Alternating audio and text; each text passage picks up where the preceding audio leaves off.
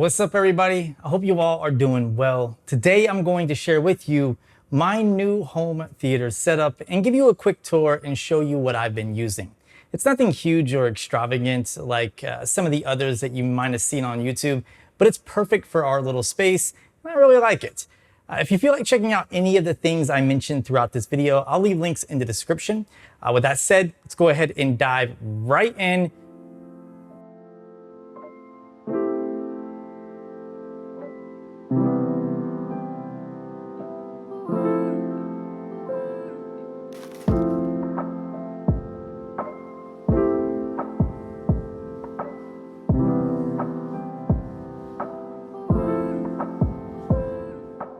Anyways, let's go ahead and dive right in, beginning with one of my newest, favoriteest things that I've recently added to my setup. These are the Oslo theater seats from Valencia, and they're pretty incredible. First of all, they're made with Napa top-grain Italian leather. If you're unfamiliar, Napa leather is a general term given to represent leather that's extremely smooth and soft. Valencia has combined that with the ergonomic cushions. Together, they literally make some of the most comfortable theater chairs I have ever sat in. In fact, we recently had my little brother over a few days ago, and instead of pulling out an air mattress or sleeping on the couch, he preferred to just recline in the chairs and sleep right there. They're fully adjustable, including lumbar, headrest, recline, and backrest. The Oslo seats utilize a Leggett and Platt mechanism in order to correspond to the same pivot points in the human body, meaning that when you get your recline game on, it's like the most comfortable position that you could possibly achieve. Next to the seating controls, there's a USB charging port, which is perfect for charging things like my Xbox and PlayStation controllers. This means I don't have to stop whooping that booty if the battery starts running a little low. The armrests lift up, exposing hideaway storage, which we generally keep a blanket in here for my dog. This way he can jump up in his chair without messing up the leather. There's plenty of space inside of these little compartments for cables, controllers, games, and other things. Each chair also has its own cup holder, plus an area for connecting a table that's sold separately. Oh, and how can I forget the LED ambient lighting, which really adds a cool effect when you're gaming or watching a movie. What's great about these chairs is the wall-hugging design. This means they can go almost completely up against the wall without running into any issues when fully reclining. That's how I was able to utilize them in this small little space and create a mini theater experience. Lastly, for those wondering, they do come with a 3-year warranty and can be purchased in various configurations, ranging from 1 to 5 seats. Moving on to the star of the show, and that's the Samsung Q90t. I've been using it for a little bit now, and it's been a killer experience. My review is coming soon, so make sure to subscribe for that. But for now, I'll quickly go over a few differences between the Q90t and the Q90R, which was the previous model, in case you were wondering. The Q90t is available in more options, including 55, 65, 75, and 85 inches. The previous model was available in 65, 75, and 82 inches. The size of the Q90t I'm using is 75 inches, which I feel is perfect for this, room size.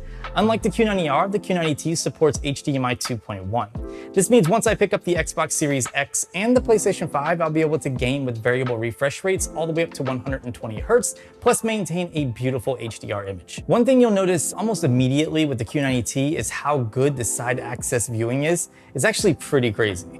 Compared to the Q90R, the Q90t has an improvement of around 10 degrees when referring to the side viewing angle, despite the Q90R actually being a slightly brighter panel. Samsung improved the color gradient ever so slightly on the Q90t, and the image to me is gorgeous. Colors look extremely natural while packing plenty of contrast. Black levels can rival those found on OLED TVs, while the white levels can peak around 2000 nits of brightness, depending on the display mode that you're using. The onboard speakers sound excellent, but if you want to go one step further, I got something for you, so stay tuned. The remote isn't that much different from Samsung's previous gen TVs, which isn't a bad thing. It's really clean, easy to use, and even has a microphone on it for controlling things like your smart home. This is super nice, especially given the fact that the Q90t has Alexa on board.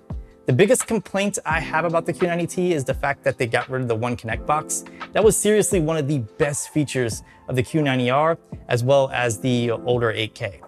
It made setting up things super easy and clean, and I'll talk about this more in my full review. The TV is sitting on the Atoll TV stand from Wayfair.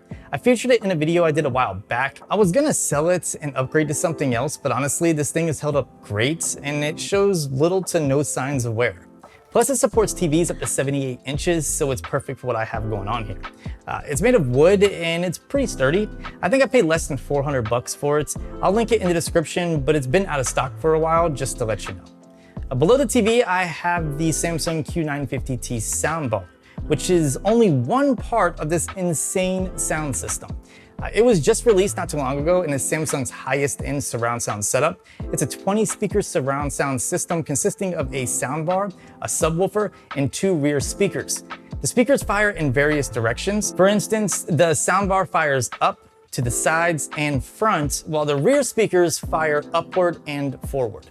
The idea is to create an experience that literally wraps around you from all directions by bouncing the sound waves off of the ceiling and walls and anything else that you have in the room.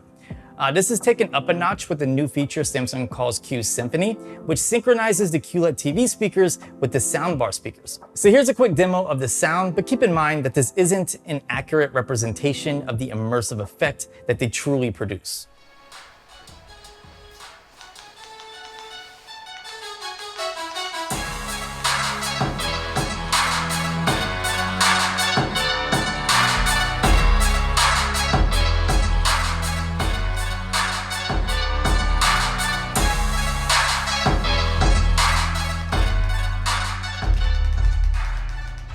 The Q90t speaker system has quite a few additional features like tap sound, which more or less utilizes NFC to cast or stream audio from your smartphone.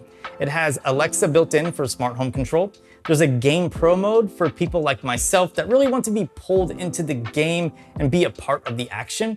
I could go on and on about what the system can do, but just like the TV, I'll be doing a full review in order to share all of its killer features and some of the downsides with you guys in more detail, so stay tuned. In terms of my game systems, I have some retro consoles that I just collect. I don't really play them, but they look really cool sitting there. I also have an Xbox One X. This is the Gears edition. It looks awesome. I did an unboxing a while back and I'll link that at a card in the top if you feel like checking it out.